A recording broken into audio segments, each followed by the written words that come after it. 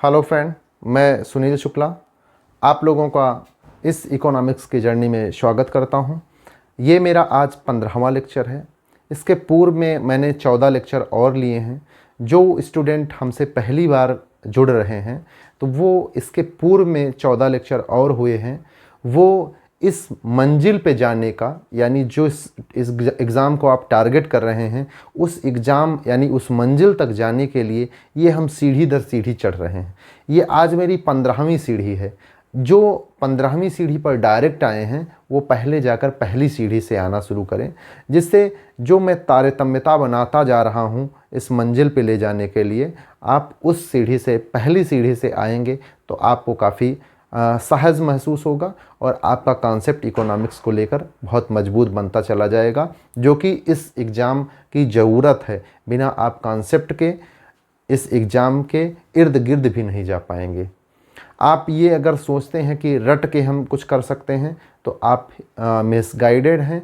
आप कुछ भी नहीं कर पाएंगे इस एग्ज़ाम में, क्योंकि इस एग्ज़ाम की जो ज़रूरत है वो ये है कि आपका कॉग्निटिव विजडम अच्छा हो, आपके कॉग्निटिव विजडम का विकास हो, आपका एनालिटिकल पावर बढ़े। जब तक आपका एनालिटिकल पावर आपका नहीं बढ़ता है तब तक आप इस एग्ज़ाम को क्रैक नहीं कर पाएंगे। इस एग्ज़ाम को क्रैक करने के लिए ज़रूरी है कि आप सीढ़ी दर सीढ़ी चढ़ते हुए आएँ। मैं आपको पूरी उम्मीद, आपको इत्मीनान करता हूँ कि आप इस एग्ज़ाम को लेकर जितनी ज़रूरत है इकोनॉमिक्स की, आप उसमें बहुत ही कंफर्टेबल हो जाएंगे। और जो मेरे साथ पहले क्लास से जुड़े हुए हैं वो काफ़ी मजबूत स्थिति में आते जा रहे होंगे।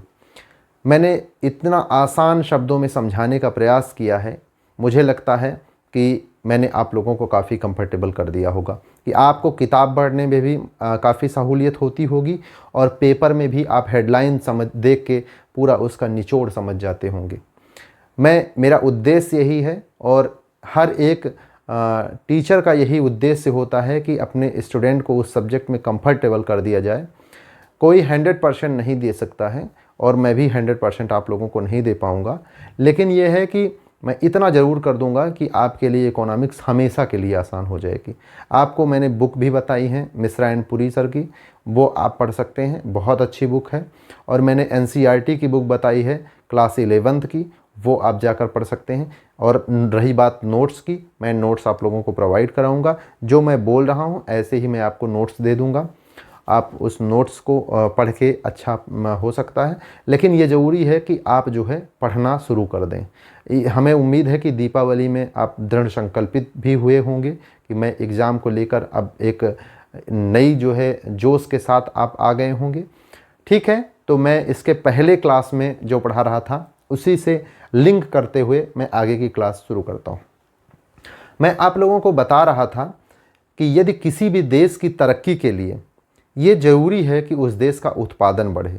उत्पादन बढ़ाने के लिए सर्वमान्य मान्यता है कि उस देश में निवेश किया जाए, और वो भी जो निवेश हो वो आधारभूत संरचना में मेनली होना चाहिए।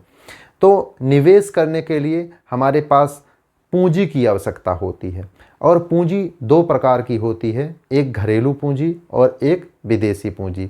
तो चूँकि हमारा देश अभी आज़ाद ही हुआ था तो हमें ये ज़रूरत थी कि हम कहीं ना कहीं घरेलू पूंजी का इस्तेमाल करें, क्योंकि हमें यह डर था कि विदेशी पूंजी से हम चूँकि काफ़ी ज़्यादा विदेशियों से ज़्यादा हम प्रभावित रहे हैं। 200 साल की गुलामी झेलने के बाद कोई भी ये नहीं चाहेगा कि हम फिर से विदेशी पूंजी की तरफ जाएं। तो हमने घरेलू पूंजी प्राप्त करने का प्रयास किया, लेकिन घरेलू पूंजी का लिमिटेशन ये था कि जो हमारे देश में जिनका उपनिवेश रहा है यानी ब्रिटिशर्स, उनकी ये बहुत विजनरी लोग थे और इनकी जो सोच थी बहुत ही 10 कदम आगे वाली थी।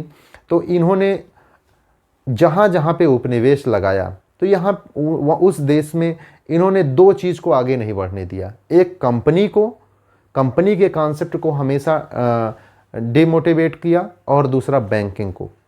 इससे ये होता है कि जब आपका कंपनी और बैंकिंग दो चीज़ कमज़ोर रहेगा तो जब ये उपनिवेश ख़त्म भी हो जाएगा तब भी आपको घरेलू पूंजी की ज़रूरत होगी। जब ये कंपनी और बैंक अगर दो सिस्टम आपका नहीं काम कर रहा है उस देश में, तो आपको पूंजी के लिए घरेलू पूंजी का आप इस्तेमाल नहीं कर पाएंगे। तब आपको विदेशी पूंजी की तरफ जाना पड़ेगा और विदेशी पूंजी फिर उन्हीं के पास जाएंगे जिन्होंने आपको गुलाम बना के रखा था। तो इन लोगों की ये चाल थी कि जब तक रहो तब तक लूटो, जाने के बाद भी इनको जब पूंजी दो तब भी लूटो। तो मतलब इतने विजनरी लोग थे। तो हम आप लोगों को उसी जो है बता रहे थे, कंपनी के कॉन्सेप्ट को बता रहे थे। ठीक है, तो कंपनी में हम आप लोगों को कुछ चीज़ें बताते हुए आए थे, लेकिन मैं एक बार फिर से थोड़ा सा आपको बताता हूँ। कंपनी का कॉन्सेप्ट ये होता है कि इसका पहले रजिस्ट्रेशन होता है कंपनी अधिनियम 1956/2013 के अंतर्गत। तो मान लीजिए एक्स वाई जेड कोई कंपनी बन गई, तो कंपनी बनने के बाद क्या होता है कि ये एक आर्टिफिशियल व्यक्ति की तरह व्यवहार करती है। मैं ये सारी चीज़ें बहुत अच्छे से डिटेल में बताया हूँ, लेकिन थोड़ा सा मैं समझा रहा हूँ आपको। कंपनी आपकी बन गई, तो कंपनी चूँकि ये आर्टिफिशियल व्यक्ति की तरह बिहेव करती है, ये अपने आप से कुछ नहीं कर सकती है, तो ये अपने काम को कराने के लिए कुछ एम्प्लॉय की नियुक्ति करती है। तो वही बोर्ड ऑफ डायरेक्टर होते हैं। बोर्ड ऑफ डायरेक्टर ये कंपनी के एक्चुअली में ये कंपनी के एम्प्लॉय होते हैं, ये कंपनी के मालिक नहीं होते हैं। ठीक है, इसमें जैसे इसका जो चीफ होता है एमडी होता है या सीईओ होता है। ठीक है, अब कंपनी के मालिक कौन होते हैं? कंपनी के मालिक जो होते हैं, ये कंपनी को पैसे की ज़रूरत यानी पूंजी की ज़रूरत होती है। तो ये पूंजी को इकट्ठा करने के लिए शेयर को, मतलब कंपनी के शेयर को बांटती है। कंपनी को शेयर को जब बांटती है तो ये पब्लिक जो है वो कंपनी के शेयर को खरीदती है। ये कंपनी और पब्लिक के बीच में पहली बार खरीद बिक्री जो पब्लिक का पैसा कंपनी को मिलता है, वो पहली बार जो है प्राथमिक बाजार में होती है। ये प्रक्रिया प्राथमिक बाजार में, ये सब बहुत महत्वपूर्ण पॉइंट हैं। ये सब पीटी में क्वेश्चन भी पूछे जाते हैं। बेअर्थ की चीज़ें ये सारी चीज़ें नहीं हैं। ठीक है, तो कंपनी जो है अपने शेयर को अलॉट करती है पब्लिक को, और पब्लिक से उसके एवरेज में जो है रुपए का कलेक्शन करती है, यानी पूंजी का इकट्ठा करती है। अब पूंजी इकट्ठा हो गई तो ये कंपनी जो है उसको इंफ्रास्ट्रक्चर में लगा देती है। मतलब कि इंफ्रास्ट्रक्चर में लगा के कंपनी अपना उत्पादन शुरू करती है, उससे आय का सृजन होता है, देश की आय बढ़ती है, फिर लोगों को रोजगार मिलता है। सारी चीज़ें वहीं से सारा हल आप लोगों के लिए निकलता है। जो आप लोगों को लगता है कि मेरे देश में ये सारी चीज़ें होनी चाहिए, ये कंपनी के बाद यहाँ पे जो उत्पादन होता है, आय का सृजन होता है, उसी से सारी चीज़ें आपकी बनती जाती हैं। ये सारी चीज़ें मैंने बहुत डिटेल में आप लोगों को बताई हैं। उसके बाद ये प्राथमिक बाजार में कंपनी अपने शेयर को बेचती है और उसके शेयर को पब्लिक खरीदती है। इसको जो है कहते हैं आईपीओ। आईपीओ शेयर आता है, जो इक्विटी शेयर होता है आईपीओ। ठीक है, इनिशियल पब्लिक ऑफर, आईपीओ कहते हैं उसको, जो पहली बार कंपनी अपने शेयर को बेचती है प्राथमिक बाजार में पब्लिक के लिए और पब्लिक उसको खरीदती है। ठीक है, अब पब्लिक चूँकि अब इसने जो है दे दिया पैसा और इसने लगा दिया इंफ्रास्ट्रक्चर में और उत्पादन होना शुरू हो गया, मशीन वगैरह आ गई। तो अब अगर मान लीजिए कोई पब्लिक है, उसने पैसा अगर किसी को दिया है, तो उसको अगर सुख दुख होता है और उस पैसे की ज़रूरत होती है, तो वो ले कैसे पाएगा? अब कंपनी के पास जाके तो नहीं ले सकता है, इसलिए कि उसने सारा पैसा यहाँ पे इंफ्रास्ट्रक्चर में लगा दिया है, उत्पादन में लगा दिया है। तो यहाँ से जो फ़ायदा होगा, लाभ होगा, वो लाभांश का एक हिस्सा ज़रूर इनको मिलेगा, लेकिन अब पूरा पैसा इनको नहीं मिल सकता है। ये पूरा पैसा तभी मिलेगा जब कंपनी कभी बंद होगी, तब ये सारी चीज़ें बांड में लिखी हुई होती हैं। जब आप आईपीओ लेने जाएंगे तब ये सारी चीज़ें आपकी लिखी होती हैं कि अब आपको ये शेयर जो आपने लिया है, ख़रीदा है, अब वो कंपनी का शेयर कंपनी आपको पैसा तभी रिफ़ंड करेगी जब कंपनी बंद होने लगेगी। उसके बारे में मैंने बहुत सारी चीज़ें बताई हैं, इसलिए मैं कहता हूं कि आप प्रीवियस क्लास में थोड़ा सा जाके आएंगे तो इस क्लास में कंफर्टेबल हैं। अब पब्लिक कहाँ जाएगी अपने पैसे को लेने के लिए? तो वो द्वितीयक बाजार में जाती है। द्वितीयक बाजार इसको कहते हैं सेकेंडरी मार्केट या शेयर मार्केट में। ठीक है, ये शेयर मार्केट, यहाँ पे जो है खरीद बिक्री जो होती है वो पब्लिक टू पब्लिक होती है। पब्लिक ही यहाँ पे बेचता है अपने शेयर को, और पब्लिक ही यहाँ पे पैसा अपना इकट्ठा करता है शेयर को बेच करके। तो यहाँ पे कंपनी को पैसा नहीं मिलता है, कंपनी को पैसा यहाँ से मिल जाता है, यहीं से पूंजी इकट्ठा करके कंपनी अपना काम करने लगती। यहाँ के ऊपर नीचे से कंपनी का कोई फ़ायदा नुकसान नहीं है, लेकिन कुछ चीज़ें हैं जो इसको प्रभावित करती हैं शेयर मार्केट को। मैं वो चीज़ें बताता हूँ। मैं आप लोगों का थोड़ा सा समय बचाने के लिए थोड़ा सा स्टॉप करता हूँ और मैं इसको साफ करता हूँ, ठीक। अब आप लोगों को हम शेयर बाज़ार के बारे में बताते हैं। देखिए, शेयर बाज़ार लगभग हर राज्य में है। भारत में 24 शेयर बाज़ार हैं, लेकिन जो राज्य स्तर पे हैं, जैसे मान लीजिए दिल्ली में भी है, यूपी में भी है, कानपुर में, ऐसे बिहार में भी है, लेकिन इन सब का कोई महत्व नहीं। यहाँ पे व्यापार बहुत ही कम होते हैं, बहुत ही कम ट्रेडिंग होती है, यहाँ पे बिल्कुल ना के बराबर है। तो जो होती हैं मेनली मैं उनको बताता हूँ। पहला है BSE, बॉम्बे स्टॉक एक्सचेंज। इसकी स्थापना जो है 1875 में हुई थी, बहुत पुराना है बॉम्बे स्टॉक एक्सचेंज। यहाँ पे जो रजिस्टर्ड कंपनियाँ हैं उसकी दृष्टिकोण से ये सबसे बड़ा शेयर मार्केट है पूरे विश्व का। यहाँ पे तकरीबन 5000 के आसपास, 5000 प्लस हैं, 5K प्लस हैं कंपनियाँ, ठीक है। 5000 से ज़्यादा कंपनियाँ रजिस्टर्ड हैं। और दूसरा भारत का जो महत्वपूर्ण है NSE है, नेशनल स्टॉक एक्सचेंज। इसकी स्थापना 1995 में हुई थी। यहाँ भी तकरीबन 2.5K से ज़्यादा ही हैं, 2500 से ज़्यादा कंपनियाँ हैं, ठीक है। एक अभी 2008 में MCX आया है, मल्टी कमोडिटी एक्सचेंज, ठीक है। MCX 2008 में इसकी स्थापना हुई। यहाँ पे शेयर के अलावा शेयर जो इक्विटी शेयर या शेयर होते हैं उनके ट्रेडिंग के लिए नहीं है ये, बल्कि जैसे डॉलर की ट्रेडिंग हो रही है, अब तो सारी चीज़ें की ट्रेडिंग होती है।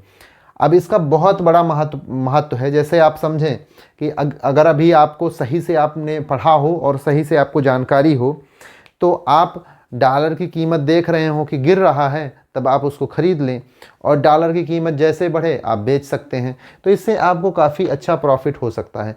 गोल्ड की कीमत आप देख रहे हो कि गिर रहा हो, और एक अच्छी समझ जब आपकी इकोनॉमिक्स में होगी तो आप सारी चीज़ें समझ जाएंगे कि गोल्ड की कीमत कब घटेगी, कब बढ़ेगी। इसमें बहुत सारी चीज़ों की ट्रेडिंग होती है। आप धीरे धीरे पढ़ते रहें। मैं ये ख़त्म होगा क्लास इकोनॉमिक्स का, इसके बाद मैं आपको 10-15 क्लास शेयर मार्केट का भी लूँगा। तो मैं आपको सारी चीज़ें बता दूंगा कि कैसे कैसे इसमें अकाउंट खोले जाते हैं, कैसे क्या इसके प्रॉफिट हैं, किस तरह से आप इसमें प्रॉफिट कमा सकते हैं। इसमें इतने प्रॉफिट हैं कि आप पैसा मैनेज नहीं कर पाएंगे यदि आप सही निवेश करते हैं। तो आप जैसे मैं आपको कुछ एग्जांपल बताता हूं कि जैसे आपने देखा हो कि अभी अडानी ग्रीन एनर्जी एक शेयर आया था 2018 में। अगर आप उसमें आपने पैसा लगाया होता तो इतना पैसा आपको मिलता कि आप पैसा बचा नहीं पाते 2 ही 3 साल में। 2022 में यदि बेचते तो तकरीबन 50 गुना हो गया था। तो इस तरह से बहुत ज़्यादा बढ़ता है शेयर मार्केट में। निवेश का एक बहुत अच्छा तरीका है, लेकिन जब आप इकोनॉमिक्स जान रहे होंगे तब। इकोनॉमिक्स यदि आप अच्छे से जान रहे हैं तो आपके लिए सबसे अच्छा निवेश का तरीका जो होता है वो शेयर ही होगा। और जब नहीं जान रहे हैं तो सबसे बुरा तरीका भी वही है कि यदि आप वहाँ पे जाएंगे तो सिर्फ सट्टा ही लगा रहे हैं, बाकी कभी 10 फ़ायदा कभी 10 चला गया, रिजल्टेंट शून्य हो गया। यही होता है लोगों के साथ में। लेकिन जब आपकी इकोनॉमिक्स में पकड़ हो जाएगी, धीरे धीरे अब हम वर्ल्ड इकॉनमी की तरफ चल रहे हैं। वर्ल्ड इकॉनमी की कुछ चर्चाएं मैंने पूर्व में की है, लेकिन अब धीरे धीरे हम वर्ल्ड इकॉनमी में जाएंगे तो आप ये धीरे धीरे सारी चीज़ें समझते जाएंगे। और बाद में मैं इकोनॉमिक्स के क्लास ख़त्म होने के बाद मैं 10-20 क्लास में जो है शेयर मार्केट भी समझाऊँगा आप लोगों को।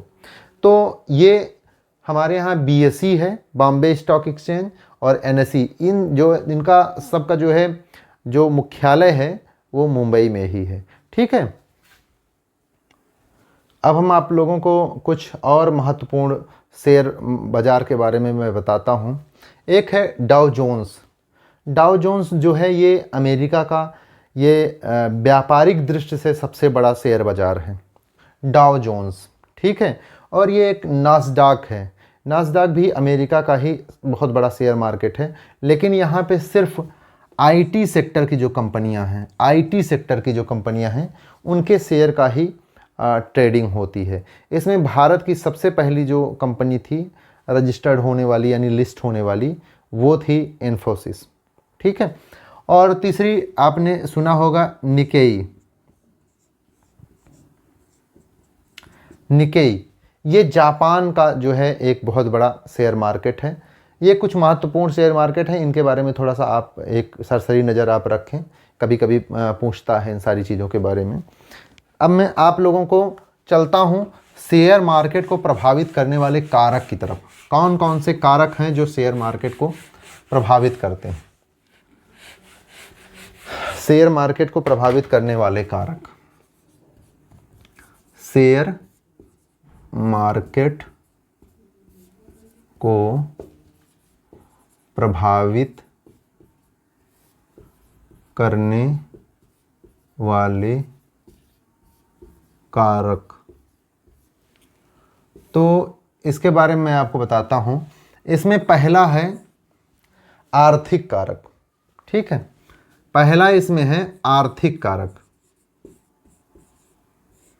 आर्थिक कारक मैं इसके बारे में बताता हूं आपको। दूसरा है अनुमानित कारक। अनुमानित कारक, अनुमानित कारक, अनुमानित कारक। और तीसरा जो है वो है अंतर्राष्ट्रीय कारक।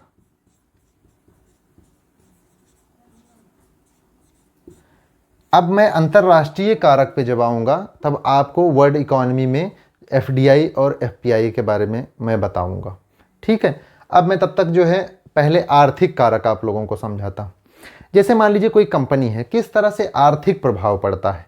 जैसे मान लीजिए कोई कंपनी है, ठीक है, और वो 3 साल से कोई भी लाभांश ना दे रही हो शेयर होल्डर को। जो उसके शेयर होल्डर हैं यानी कि जो कंपनी के मालिक हैं, उनको यदि कोई कंपनी 3-4 साल से लाभांश यानी डिविडेंड ना दे रही हो तो क्या होगा, उस कंपनी का क्या प्रभाव होगा। उस कंपनी का, चूँकि यदि कंपनी अपने निवेशक को, अपने शेयर होल्डर को लाभांश नहीं दे रही है, इसका मतलब वो बहुत अच्छा परफॉर्म नहीं कर रही है और इसको बहुत ही बुरा इम्पैक्ट पड़ेगा। उसके शेयर की कीमत जो है नहीं बढ़ेगी, शेयर की कीमत डाउन होती जाती है। लेकिन यदि कोई न्यूज आए कि कोई कंपनी है जो अपने शेयर होल्डर को जो है 40% डिविडेंड देने वाली है, 40%, ठीक है, एक कंपनी है जो 40% जो है अपने शेयर होल्डर को लाभांश देने वाली है, एक कंपनी, और दूसरी कंपनी है जो 5% देने वाली है लाभांश। तो आप मुझे बताएं कि किस कंपनी का शेयर मार्केट में जो है, किसका शेयर ज़्यादा बढ़ेगा तेज़ी से। तो आपको ये पता होगा कि 40% ये देने वाली है लाभांश अपने शेयर होल्डर को और ये देने वाली है 5%। तो जायज़ सी बात है कि लोग इसको देखकर ज़्यादा प्रभावित होंगे और इसके शेयर की कीमत बढ़ने लगेगी। मतलब कि इस कंपनी का शेयर जो है बढ़ने लगेगा। एक आर्थिक कारक समझिए इस तरह। बहुत सारे आर्थिक कारक हैं। कौन कौन से? जैसे मान लीजिए कोई कंपनी है, उस कंपनी में आग लग गया हो, ठीक है, तो क्या होगा उस कंपनी के साथ? उस कंपनी का सीधी से मतलब है कि इसका मतलब ये हो गया कि कंपनी अब जो है अपना ग्रोथ उस तरह से नहीं कर पाएगी जिस तरह से कर रही थी। यदि उसमें आग लग गया है तो इसका मतलब क्या है कि अगले दिन ही उसका जो है शेयर गिरने लगेगा। ठीक है, ये भी एक प्रकार का आर्थिक कारक है, उसके शेयर को गिराने में या शेयर को उठाने में। शेयर को गिराने और शेयर के उठाने में आर्थिक कारक बहुत महत्वपूर्ण भूमिका निभाते हैं। आप जैसे समझ रहे होंगे कि यदि कंपनी कोई है जो ज़्यादा डिविडेंड दे रही है, अपने शेयर होल्डर को ज़्यादा लाभांश दे रही है, तो उसके शेयर की कीमत बढ़ती जाएगी। जो कंपनी डिविडेंड कम दे रही होगी उसका शेयर उस हिसाब से नहीं बढ़ेगा इस कंपनी के कंपैरिजन में। यदि मान लीजिए कोई कंपनी है उसमें आग लग गई है तो इससे ये क्लियर हो जाता है कि वो कंपनी अब कुछ अपने उत्पादन में कमी कर देगी या फिर नहीं कर पाएगी या उसको टाइम लगेगा उत्पादन करने में। तो इसका मतलब ये है कि उसके कंपनी का शेयर जो है शेयर मार्केट में गिरने लगेगा। और जैसे मैं एक आध कारण आप खुद भी सोचें, ऐसा नहीं है कि इसमें मैं ये कोई सर्वमान्य जो है धारणाएं हैं, ये आप भी खुद सोच सकते हैं। जैसे मान लीजिए एक कारक मैं और बताता हूँ। जैसे आपने देखा होगा कि जियो कंपनी आई थी, तो उसने क्या किया, जो उसके चेयरपर्सन यानी कि मुकेश अंबानी हैं, उन्होंने एक एक पत्ते खोलने शुरू किए। जब जियो आया था तो उसने बताया कि मैं 3 महीने तक अब मेरा सारा डेटा फ्री रहेगा, कॉल फ्री। तो ऐसे ऐसे जैसे जैसे वो पत्ता खोलते जा रहे थे, वैसे वैसे एयरटेल और वोडाफोन के शेयर गिरते जा रहे थे। इसमें क्या हुआ कि जैसे इतनी सारी जब व्यवस्थाएं अगर कोई दूसरी कंपनी जो उसकी कंपटीटर है वो देने लगेगी, तो उसके शेयर को महत्व देंगे लोग कि एयरटेल और वोडाफोन का। क्योंकि एयरटेल और वोडाफोन में ये व्यवस्थाएं नहीं थी कि सब फ्री वाली, तो इनका जो है व्यापार घट जाएगा। इनके व्यापार घटने से इनका शेयर घटने लगा। तकरीबन 18 से 20% शेयर घट गया था जब जियो लॉन्च हुआ था। तो जियो का इस तरह से बयान जब आया, इस तरह की व्यवस्थाएं जियो देने लगा, तो उनके कारण से प्रभावित हो गए एयरटेल और वोडाफोन। तो ये भी एक कारण हो सकता है। और इस तरह से बहुत सारे कारण हैं जिससे ये कंपनियां प्रभावित होती हैं। ठीक है। अगर जैसे मान लीजिए बजट आता है कभी, बजट में मान लीजिए कोई आप देखते होंगे जब बजट आता है तो अगला दिन शेयर मार्केट में उस बजट के हिसाब से जो है उथल पुथल मचता है। जैसे जिस सेक्टर को उससे फ़ायदा होगा तो उसके शेयर बढ़ जाते हैं, जिस शेयर को उस बजट की वजह से नुकसान होगा तो उसके शेयर घट जाते हैं। अब फ़ायदा, जैसे मान लीजिए कोई सीमेंट कंपनी है, अब ये कहा गया कि इसकी जो शुल्क लगता है, उत्पाद कर लगता है, उसको हम घटा देते हैं। जैसे मान लीजिए अभी 20% लग रहा था और बजट के बाद बजट में तय हुआ कि अब इसमें 10% उत्पाद शुल्क को घटा दिया जाता है। अब यानी कि अब 10% उत्पाद शुल्क लगेगा। ठीक है। तो अब इसमें क्या होगा कि उत्पाद शुल्क कम लगने की वजह से अब लाभ ज़्यादा होगा। लाभ ज़्यादा होगा तो लोगों का जो है इस शेयर की तरफ जो है ज़्यादा वो तेज़ी से जाएंगे। ठीक है। तो जो अब इस शेयर का जो है शेयर प्राइस बढ़ना शुरू हो जाएगा। और जो सेक्टर हैं जिसमें इस जैसे कहीं पे उत्पाद कर ज़्यादा लगने लगेगा तो वहाँ के शेयर गिर जाएंगे। तो इस तरह से आर्थिक कारक होते हैं जो प्रभावित करते हैं। इसमें 2 टर्म होते हैं, bull and bear. Bull and bear. Bull का मतलब ये होता है कि जब आप तेजड़िया यानी जब आप खरीदने की स्थिति में होते हैं, जैसे जब आप खरीद रहे होते हैं तब उसको बुल कहते हैं। यानी आप सकारात्मक हैं किसी शेयर को लेकर, आप उसको खरीद रहे हैं, खरीदने का जब टाइम चल रहा होता है तो उसे बुल कहते हैं। और बियर यानी बेचने का टाइम, जब उस शेयर पे शेयर गिर रहा होता है यानी बेचा जा रहा होता है लगातार, तो उसे बियर कहते हैं। Bull and bear. ठीक है। ये 2 चीज़ होते हैं। मैं आपको अगले कारक में आता हूँ, इसको थोड़ा सा मैं समझाता हूँ। अब इसमें अब दूसरा कारक जो था, जो शेयर मार्केट को प्रभावित करने वाले कारक थे, उसमें अनुमानित कारक। इसका भी शेयर मार्केट में बहुत बड़ा योगदान होता है। शेयर मार्केट में जो जैसा सोचता है, शेयर मार्केट उसी तरह से बिहेव करता है। जैसे कुछ लोग ऐसे होते हैं, जैसे मान लीजिए कोई शेयर है, उसकी कीमत जो है 300 रुपये पहुँच गई। ठीक है। 200 से 300 पहुँच गई। तो कुछ लोग ऐसे होते हैं जिनको लगता है कि अभी और बढ़ेगा। जब और बढ़ेगा सोचते हैं तो वो खरीदते हैं। तो उसी कंडीशन को कहते हैं बुल, यानी कि तेजड़िया है, अभी खरीदवाली का दौर चल रहा है, खरीदा जा रहा है। तो इनका बिहेव ये है कि इनको लग रहा है कि अभी और बढ़ेगा। ये बड़े सकारात्मक हैं इस शेयर को लेकर, तो इनको लगता है कि अभी और बढ़ेगा। तो जो ये सोच रखने वाले लोग हैं ये मानेंगे कि ये शेयर अभी और बढ़ेगा, और उस टाइम वो खरीदने का टाइम वो समझेंगे। और कुछ लोग उसी टाइम को 200 से 300 पहुंच गया तो उनको लगता है कि अब ये शेयर नहीं बढ़ेगा, तो वो बेचने लगते हैं। ठीक है। तो वो कंडीशन जो होता है मदड़िया यानी बेचने का होता है, बियर टाइम। तो कुछ लोग उसी टाइम को खरीदने का टाइम समझते हैं और कुछ लोग उसी को बेचने का टाइम समझते हैं। तो ये उनके अनुमान पे तय होता है। इस शेयर मार्केट में अनुमान बहुत महत्वपूर्ण होता है, और जैसा जिसका अनुमान होता है उसको वैसा ही सारी चीज़ें फील होती हैं। ठीक है। अब जैसे आप देखते होंगे कि गांव में भी, मैं आपको एक एग्जांपल बताता हूँ। हमें याद है कि जब पहले छोटे थे और गांव में बैठा करते थे, तो गांव में आपने देखा होगा कि अलाव जलाकर लोग उसके किनारे किनारे लोग बैठते हैं और उसी के सामने ही बहुत बड़ी बड़ी चर्चाएं होती हैं लोगों की। तो मुझे याद है कि जैसे कभी चर्चा होने लगी लोगों की, तो उनको वो चूँकि इकोनॉमिक्स की बहुत अच्छी पकड़ उनकी रहती नहीं है, जानकारी नहीं रहती है, लेकिन वो अपना एक मत देने लगते हैं। तो मत देते देते जैसे मान लीजिए कभी गल्फ़ की कंट्री पे कोई कहीं वार चला है, वार हो रहा है, लड़ाई हो रही है, तो उसी में जो है एक जो वृद्ध रहते थे, तो उसी में से ये कहने लगते थे कि वहाँ पे गल्फ़ की कंट्री में वार चल रहा है, जिस कारण जो है अब यहाँ की जो वस्तुएं हैं महंगी हो जाएंगी। क्योंकि पेट्रोलियम यानी क्रूड ऑयल महंगा हो जाएगा, तो सारी चीज़ें महंगी हो जाएंगी। तो ऐसे ऐसे कहते कहते सारे लोग जो वहाँ पे बैठे हैं, 10 लोगों ने सुना, फिर 10 लोगों ने और लोगों से कहा। तो उसी बीच में जो दुकान वाले रहते थे हमारे आसपास के ही, तो वो भी ये सारी चीज़ें सुनते थे कि अच्छा सारी चीज़ें महंगी होने वाली हैं, तो बिना वो महंगा हुए ही किसी चीज़ को अपने आप से ही महंगा कर देते थे वस्तु को। और फिर उनसे जब पूछता कोई कि कैसे ये महंगी हो गई वस्तुएं, कल तो इतनी ही की थी, तो कहते थे कि आपको नहीं पता कि जहाँ से तेल आता है वहाँ पे वार चल रहा है, तेल की वजह से सारी चीज़ें महंगी हो रही हैं। तो वो जो बुद्धिजीवी गांव के होते थे, तो वो उनकी फिर वाहवाही होती थी इस चीज़ को लेकर कि देखिए उन्होंने पहले ही बता दिया था कि महंगाई हो जाएगी, जबकि महंगाई का उससे कोई मतलब ही नहीं था, बल्कि वो एक अनुमान लगा रहे थे, अनुमान लगा के ही महंगाई बढ़वा दिए। तो इस तरह के भी हमारे यहाँ अनुमान लोग लगाते हैं।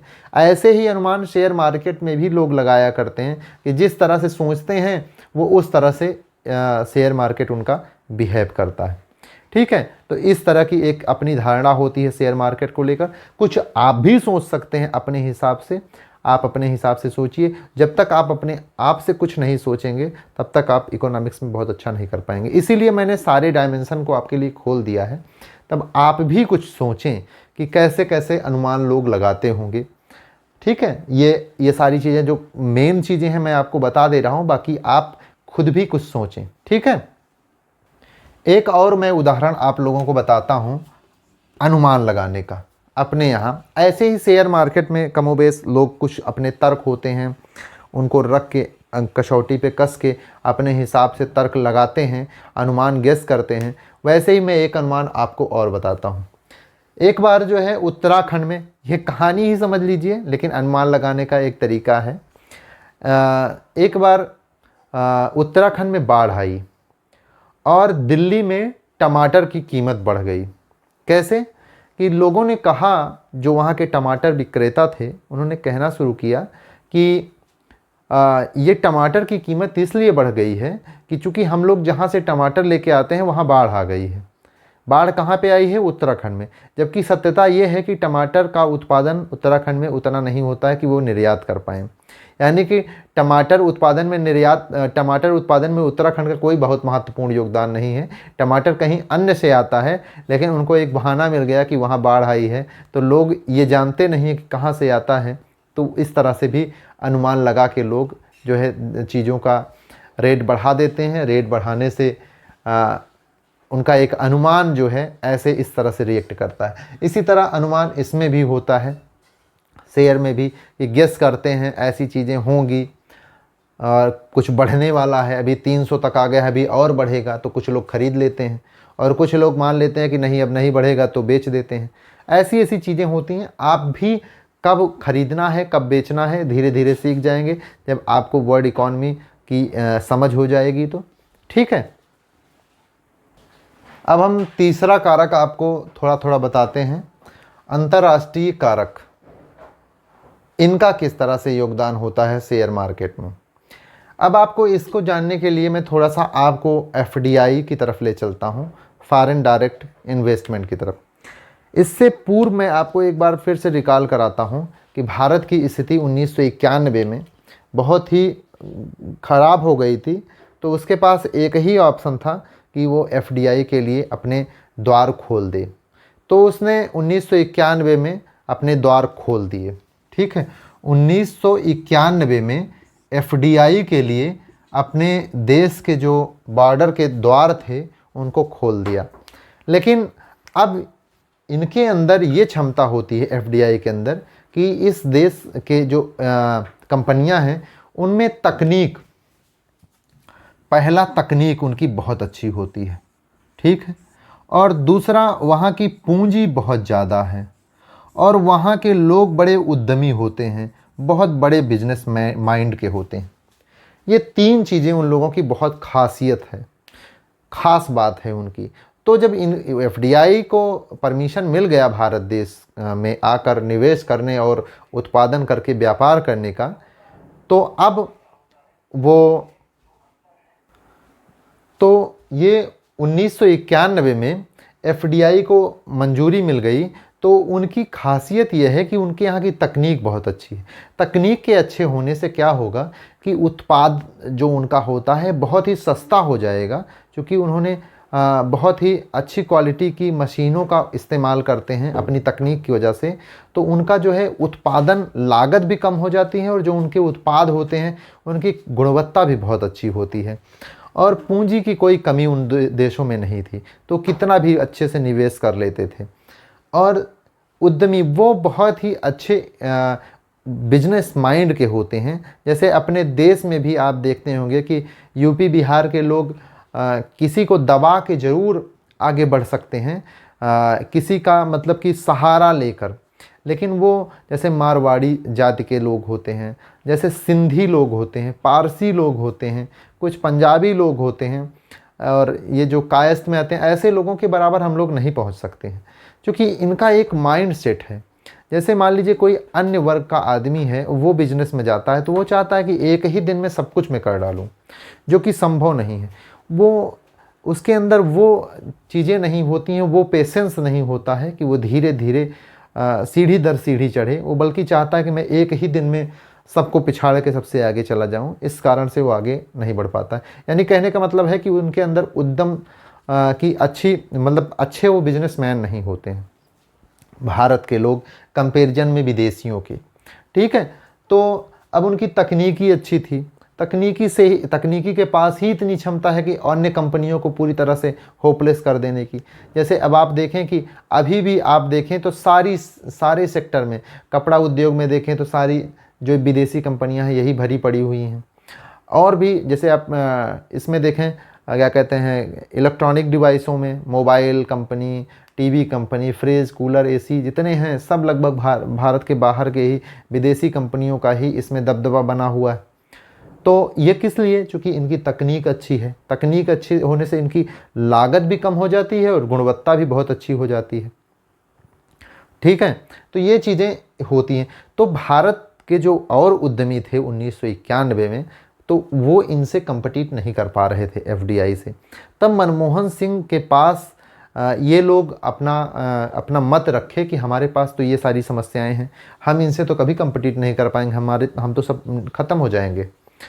तो उन्होंने कहा कि ठीक है, मैं आपको तकनीक तो हमारे पास नहीं है, तकनीक तो इन्हीं लोगों के पास है, मैं तकनीक आपको नहीं दे सकता हूँ, मैं आपको अच्छा बिजनेसमैन भी नहीं बना सकता हूँ, मेरे पास इस समय पूंजी भी नहीं है, लेकिन पूंजी मैं आप लोगों के लिए इकट्ठा कर सकता हूँ। क्योंकि वैश्वीकरण में आप जाके देखें तो वैश्वीकरण की बात ही यही है कि फ्री मूवमेंट होगा पूंजी का और तकनीक का और वस्तु का, इन सारी चीज़ों का फ्री मूवमेंट होगा। तो मैं आपको जो है पूंजी आपको दिलवा सकता हूँ और कोई भी देश इस चीज़ का अपोज भी नहीं कर सकता है कि मैं भारत देश में पूंजी नहीं दूंगा। या पीछे वाले क्लास में जाके देखेंगे तो आपको पता चलेगा कि फ्री मूवमेंट था, कि मतलब पूंजी किसी भी देश में जा सकती है। तो इन्होंने 1992 में फॉरेन पोर्टफोलियो इन्वेस्टर को अनुमति दी कि अब आप जो है हमारे यहाँ शेयर मार्केट में आकर निवेश कर सकते हैं। तो शेयर मार्केट से ये लोग जो है हमारे जो देश की कंपनियां थी वो पैसा लेकर, यानी विदेशी पूंजी को लेकर या फिर विदेश में जाकर बांड जारी करके यानी डिवेंचर जारी करके वहाँ से पैसा ले लेना, ये सारी चीज़ें धीरे धीरे शुरू हुई। तो मैं इसके आगे क्लास में पढ़ाऊँगा, थोड़ा सा मुझे कहीं जाना है। तो ठीक है, मैं आप लोगों को मुझे उम्मीद है कि आप लोगों को खूब अच्छे से समझ में आ रहा होगा, इतना सारी चीज़ें मैंने आपको बताई। अगर यदि हमारी मेहनत आपको पसंद आ रही है तो मैं ये चाहूँगा कि आप प्लीज़ मुझे जो है सपोर्ट करें, मेरा चैनल सब्सक्राइब करें, लोगों के पास शेयर कर दें जो पढ़ने वाले हैं, जो इकोनॉमिक्स को समझना चाहते हैं, और लाइक करें। Thank you very much.